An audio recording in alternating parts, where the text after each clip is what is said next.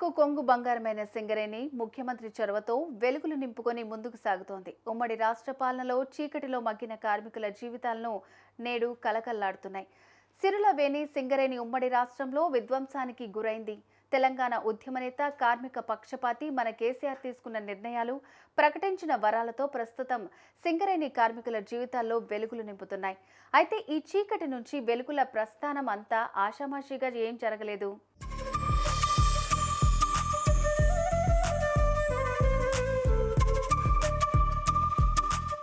తెలంగాణ వస్తే కరెంటు ఉండదని, బతుకులు చీకటిమయమవుతాయన్న వెక్కిరింపులకు ధీటైన సమాధానమిస్తూ విద్యుత్ రంగంలో విప్లవం సృష్టించారు సీఎం కేసీఆర్.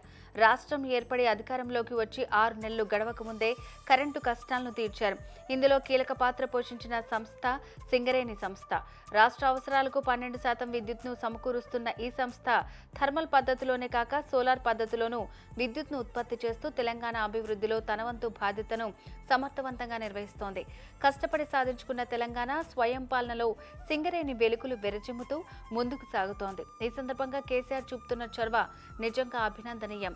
కార్మిక పక్షపాతిగా ఆయన కార్మికుల సంక్షేమం కోసం తీసుకుంటున్న చర్యలు సింగరేణి వ్యాప్తంగా చరిత్ర సృష్టిస్తున్నాయి. ఉద్యోగాల కల్పన, సింగరేణి విస్తరణ కోసం కేసీఆర్ తయారు చేసిన విజన్ చరిత్రలో నిలిచిపోతోంది.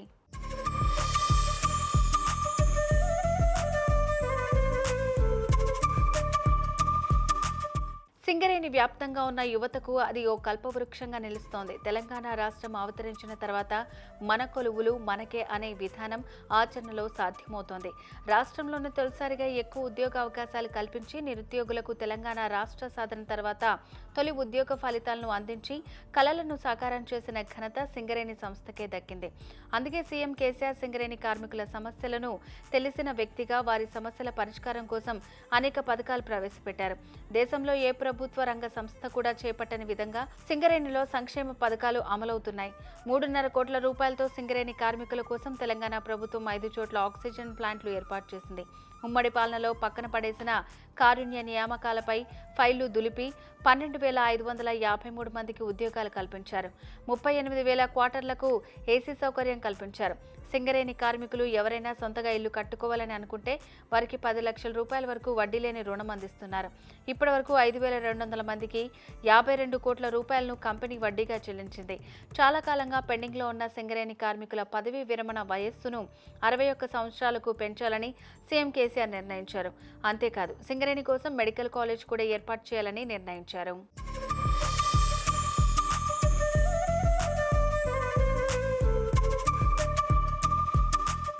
సంస్థలో 3 నోటిఫికేషన్లు ఇచ్చి 2,700 మందికి ఉద్యోగాలు కల్పించింది. ఇంటర్నల్ నోటిఫికేషన్లతో మరో 1,000 మంది యువతకు, పెండింగ్లో నానుతున్న 3,000 మందికి డిపెండెంట్లకు కేవలం 2 ఏళ్ల కాలంలోనే ఉద్యోగాలు కల్పించింది. మెడికల్ అన్ఫిట్లో ఉద్యోగం వద్దనుకునే వారికి ఏకమొత్తంగా 25 లక్షల రూపాయల సొమ్ము చెల్లింపు లేదా నెలకు 25,000 చెల్లించాలని కేసీఆర్ తీసుకున్న నిర్ణయం కూడా ఎంతో మంది కార్మికులకు మేలు చేసింది. కేసీఆర్ తీసుకునే ప్రతి నిర్ణయం ఆయన కార్మికుల పక్షపాతి అనే విషయం స్పష్టం చేస్తుంది. తెలంగాణకు గుండెకాయ అయిన సింగరేణి సంస్థను, ఇక్కడి కార్మికులను తాను ఎన్నడూ మర్చిపోనని కేసీఆర్ చెప్తూ ఉంటారు. అదే స్థాయిలో సింగరేణి కార్మికులు సైతం ఆయనను ఏనాడు మర్చిపోలేదు అనడంలో సందేహం లేదు.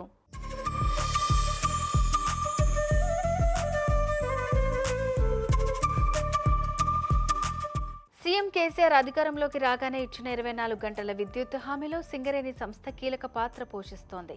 సింగరేణి అంటే కేవలం బొగ్గు ఉత్పత్తి మాత్రమే కాదు, ఆ బొగ్గుతో నడిచే థర్మల్ పవర్ ప్లాంట్లను నిర్మించి సక్సెస్ఫుల్గా రన్ చేస్తోంది.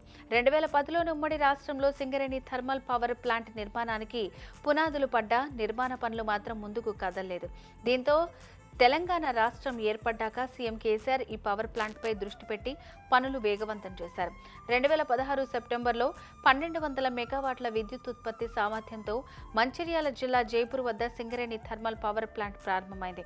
2016 నుంచి విద్యుత్ ఉత్పత్తి ద్వారా సింగరేణి సంస్థకు ఏటా 500 కోట్లకు పైగా లాభాలు ఆర్జిస్తూ పర్యావరణ హిత విద్యుత్ ఉత్పత్తి సంస్థగా గుర్తింపు పొందుతోంది జైపూర్ పవర్ ప్లాంట్.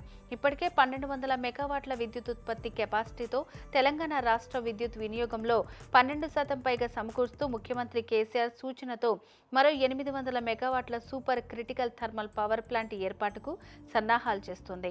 దీని ద్వారా ఎస్టీపీపీ కెపాసిటీ 2,000 మెగావాట్లకు చేరుకోనుంది.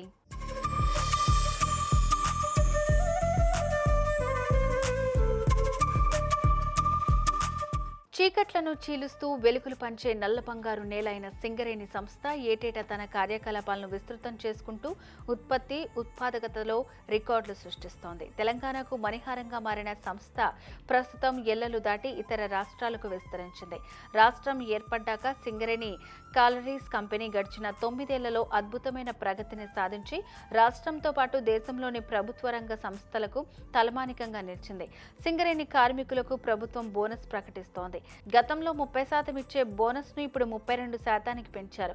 గత ఆర్థిక సంవత్సరంలో విధులు నిర్వర్తించిన 46,326 మంది సింగరేణి ఉద్యోగులకు ఈ బోనస్ ను దీపావళికి అందించారు. ఒక్కో కార్మికునికి సుమారు ₹1,50,000 బోనస్ లభించిందంటే సంస్థ పురోగతి ఏ స్థాయిలో ఉందో అర్థం చేసుకోవచ్చు.